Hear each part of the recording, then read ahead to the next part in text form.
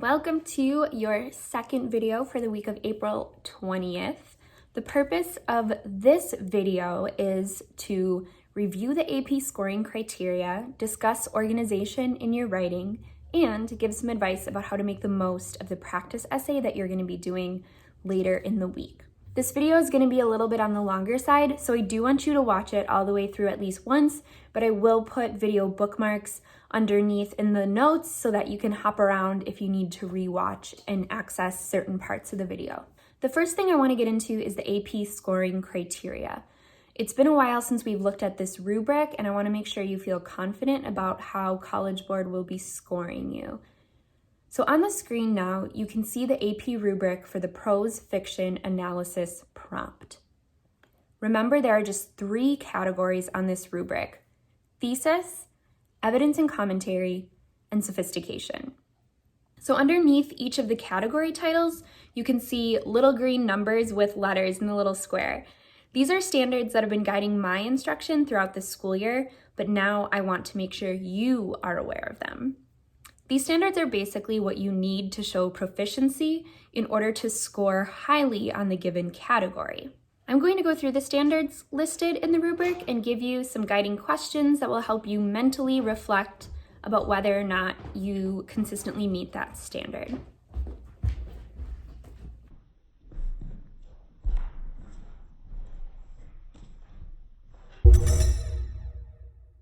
The first category on the rubric is thesis. So we can see that there's one standard here, and it is 7B.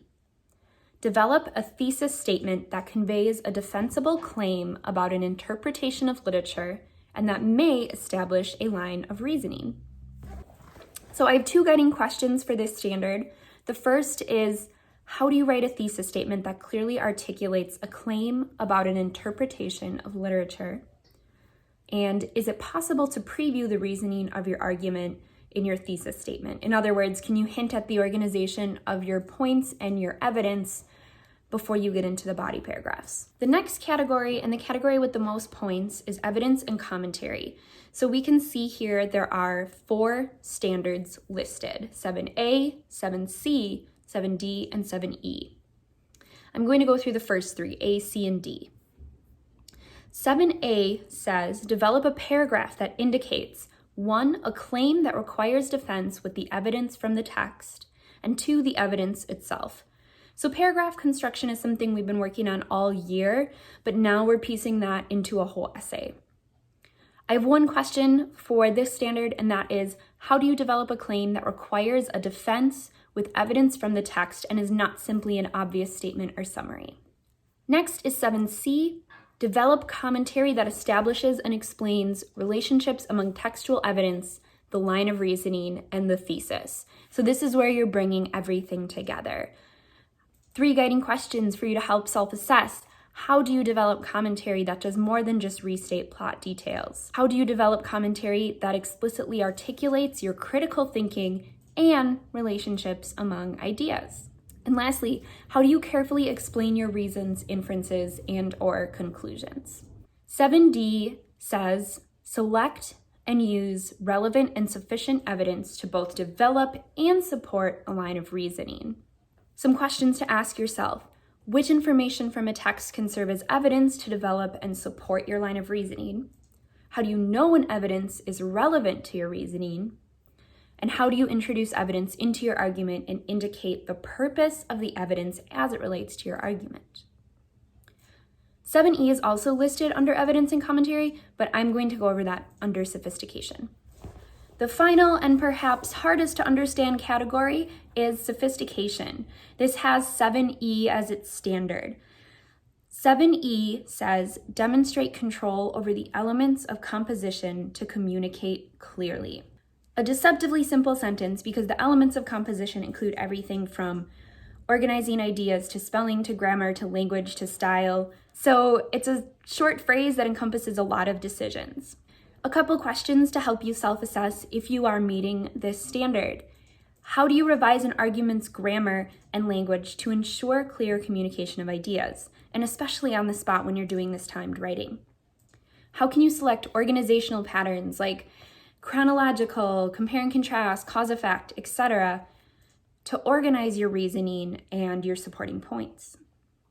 And then how do you select and place transitions in sentences and in the paper overall to create particular relationships between ideas and create coherence? I know this is a lot of information with all of these standards and guiding questions, but depending on where you struggle, these guiding questions and standards can help you think more deeply about where you need to improve. You will be getting back scores on this 6-point rubric, so reflecting on the score you got in light of this video and synthesizing that information so you can set meaningful goals for our next essay. The next task of this video is to discuss organization in your writing. By the time you are watching this video, you've closely read the prompt multiple times and hopefully, if I got it to work, posted in the Google chat to discuss your thoughts on the prompt. You are now honing in on the focus of your writing and preparing a strong thesis and organizational strategy. When we talk about organization for a timed AP essay, you need to know that it looks different than how we organize a process-based essay in which you draft, revise, conference, etc. Typically, an outline for an AP essay is very quick and probably messy because you aren't sitting down to spend 20, 30 minutes on this process. It's done in maybe 2, 3, 4, 5 minutes. This week, you will be outlining ahead of time, so you have the chance to slow down and really think about what works for you in a shortened time. So don't feel like you need to replicate that outlining process exactly, but use this as a chance to explore what you do want to do as we move closer and closer to that exam date. The outline I want you to create this week needs to accomplish 3 things. 1, it will help you write your timed essay. 2, it outlines main points. And 3, establishes a thesis statement. Please note that the outline I'm asking you to create is for practice and self-assessment. I will not be collecting it, so this is a chance to try out maybe different strategies for the AP exam. I want to give you a couple tips on organizing and outlining for a timed essay. 1, draft a thesis, but don't feel committed to it. It's a working thesis for a reason.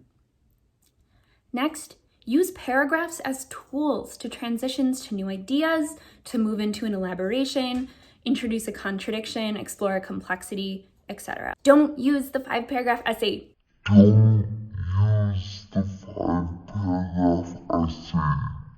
Don't do it. It's formulaic. Kids literally use this in like 5th grade and they want to see that you can write at a college level. So you need to make conscious decisions about organization and not rely on an overused structure. It will diminish your credibility as a writer. Last, don't try to reach a certain number of paragraphs.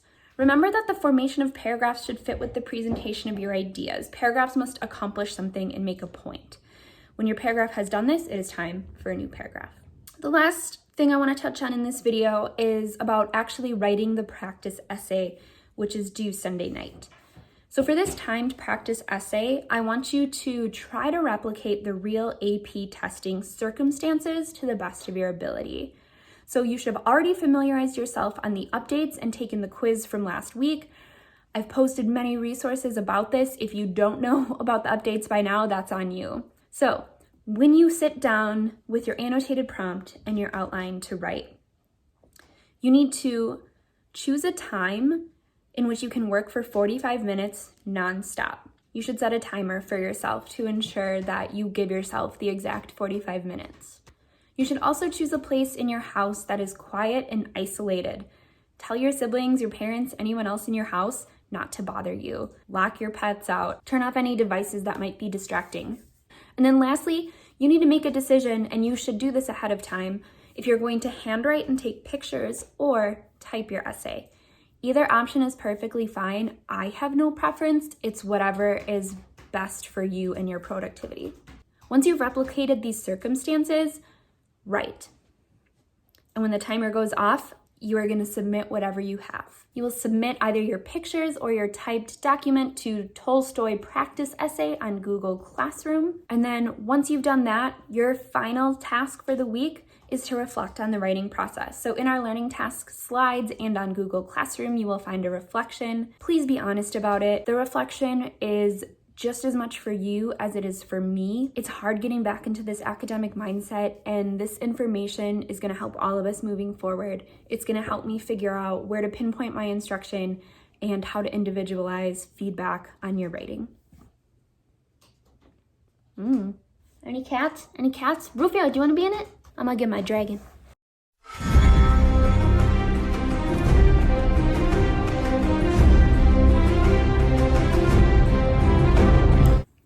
This is Rufio. He is a bearded dragon. He eats bugs.